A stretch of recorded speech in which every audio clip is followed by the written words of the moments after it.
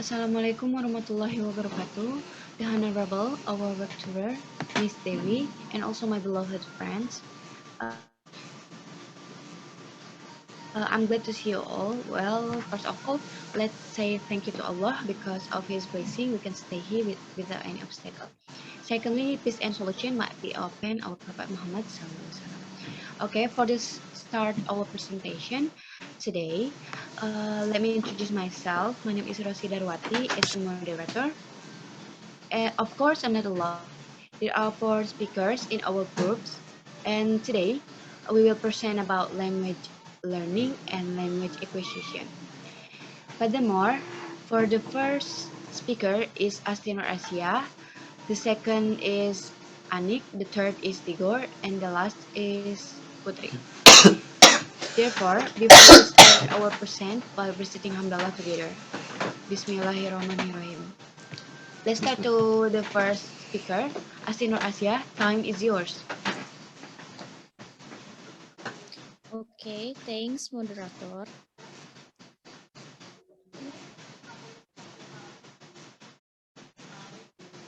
Next. Next slide.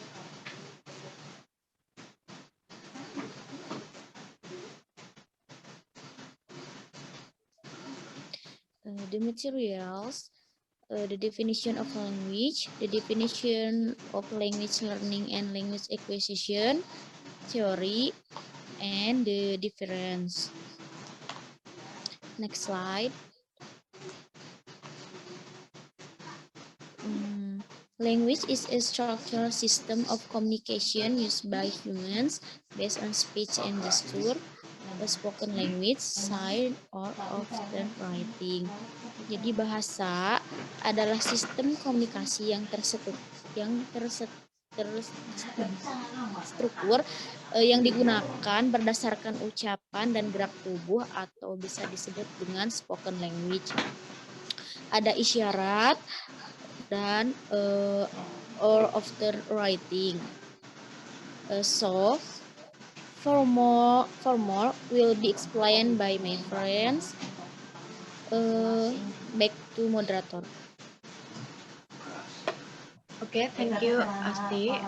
For the next speaker is Anik Wifaul Kamalia. Anik, time is yours. Oke, thank you, Rosi. Maaf sebelumnya kamera saya dimatikan karena kondisinya stable. Baik, I will explain about the definition of language learning and language acquisition. Language learning is the product of formal instruction, and it comprises a conscious process which results in conscious knowledge about the language. For example, knowledge of grammar rules.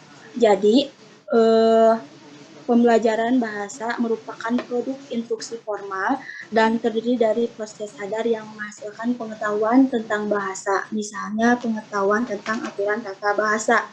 Jadi, language learning itu biasanya berkaitan dengan proses-proses yang terjadi pada waktu seorang anak-anak mempelajari bahasa kedua setelah dia memperoleh bahasa pertamanya. Biasanya language learning ini didapatkan di sekolah karena ada aturan tata bahasanya, dipelajari aturan tata bahasanya. Selanjutnya, the definition of language acquisition. The product of a subconscious process very similar to the process children undergo when they acquire their first language. I requires meaningful interaction in the target language, natural communication in which speakers are concentrated not in the form of the utterance but in the communicative age. Jadi, language acquisition adalah proses produk dari proses bawah sadar yang dialami oleh anak-anak ketika mereka memperoleh bahasa kepalan tangan mereka atau bahasa pertamanya. Jadi language acquisition itu proses yang berlangsung di dalam otak seorang anak-anak ketika dia memperoleh bahasa pertamanya atau bahasa ibunya. Sekian dari saya. Thank you. Back to moderator. Okay, thank you, Anik. For the third speaker is Tigor Rimbasa. Tigor Rimbasa, time is yours. Theory of language learning. Language learning is not the learner's first experience with language. Every second language learner is already communicatively competent in one language. They do not know the specific forms, words, or possibly some of the concepts of the target language, but they know what communication is and how it is used. Swans, 1985. Jadi, Theory of Language Learning mengatakan setiap pembelajar bahasa kedua sudah kompeten secara komunikatif dalam satu bahasa. Mereka tidak tahu bentuk spesifik, kata-kata atau mungkin beberapa konsep bahasa target. Namun, mungkin beberapa konsep bahasa target, tetapi mereka tahu apa komunikasi itu dan bagaimana itu digunakan. Next slide.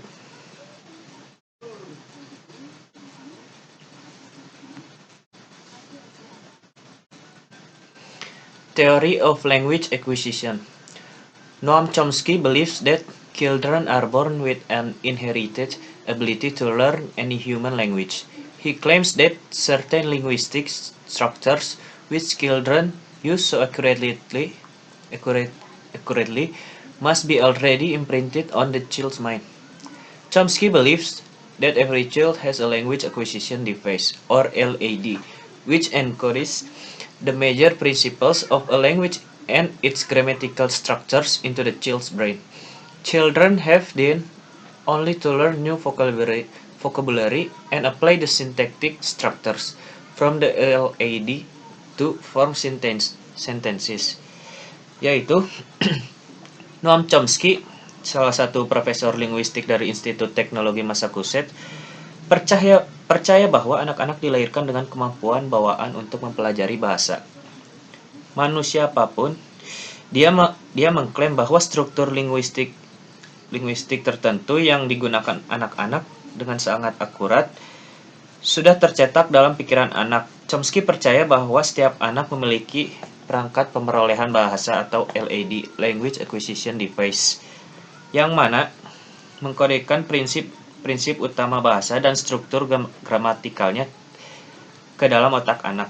Anak-anak kemudian hanya mempelajari kosakata baru dan menerapkan struktur sintaksis dari LAD untuk membentuk ke dalam kalimat.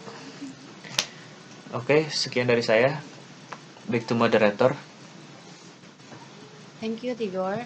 For the last speaker is Putri Shiva Amanda. Putri Shiva, time is yours.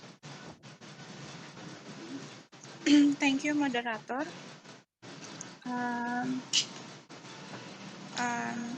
In this material, I will explain about the differences between language acquisition and language learning. For the first, kalian bisa baca sendiri ya, bahasa Inggrisnya apa. Intinya itu untuk poin pertama,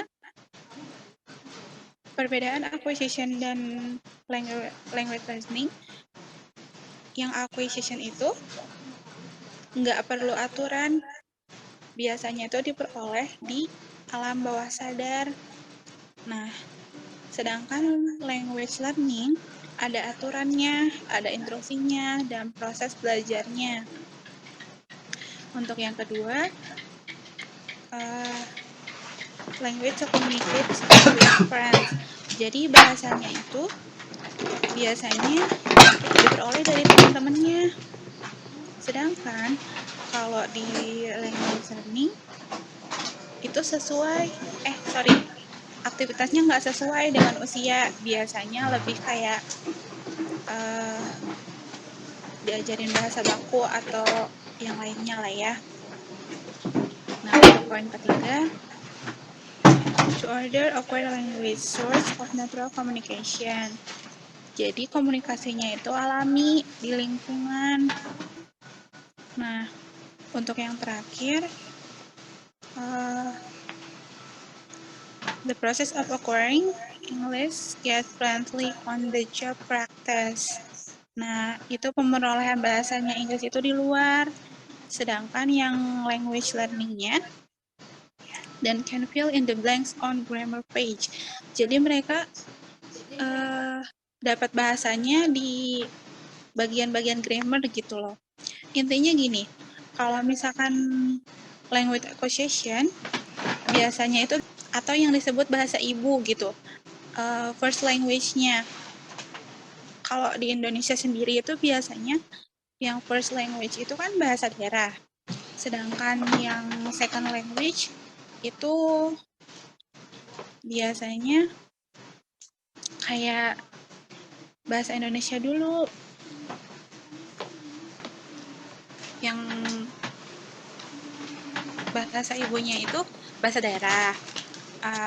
Yang kedua Indonesia, baru yang ketiga bahasa Inggris, tapi tergantung mereka diajarinnya apa.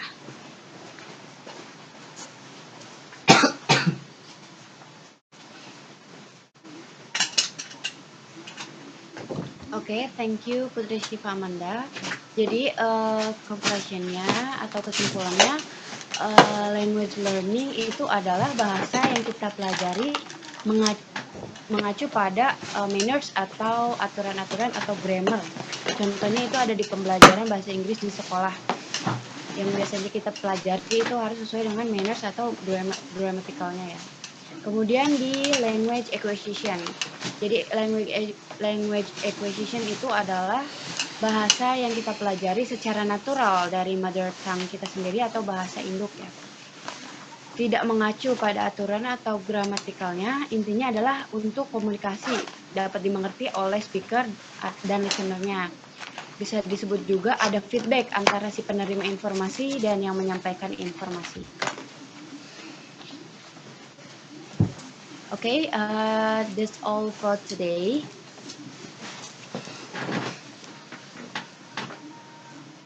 Wassalamualaikum warahmatullahi wabarakatuh.